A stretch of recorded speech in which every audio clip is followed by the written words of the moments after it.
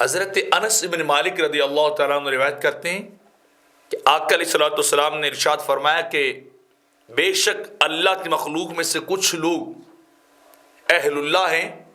وہ اللہ والے ہیں۔ تو صحابہ اکرام نے آقا علیہ الصلوۃ والسلام کی بارگاہ میں عرض کیا کہ حضور میں بتائیے کہ وہ اہل اللہ کون ہیں،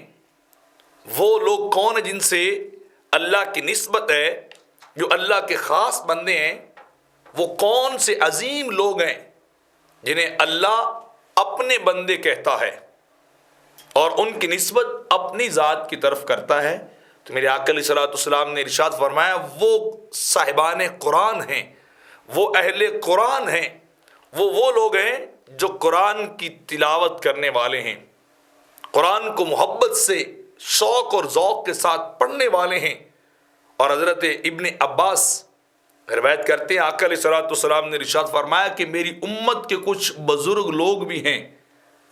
جن کی عزت، جن کا مقام اور مرتبہ اللہ نے سب سے اونچا کیا ہوا ہے۔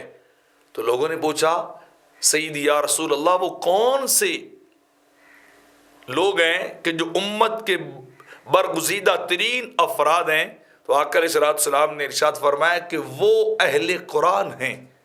قرآن کی تلاوت کرنے والے ہیں، قرآن کو پڑھنے والے ہیں، قرآن کو اپنے سینوں سے لگا کے رکھنے والے ہیں۔ وہ دن رات اللہ کا قرآن ہی پڑھتے رہتے ہیں، قرآن کی تلاوت کرتے رہتے ہیں۔ تو وہ تلاوت قرآن کرنے والے لوگوں کو اللہ رب العزت نے بزرگی کا ٹائٹل عطا کر دیا ہے، انہیں بزرگی جو ہے وہ عطا کی ہے۔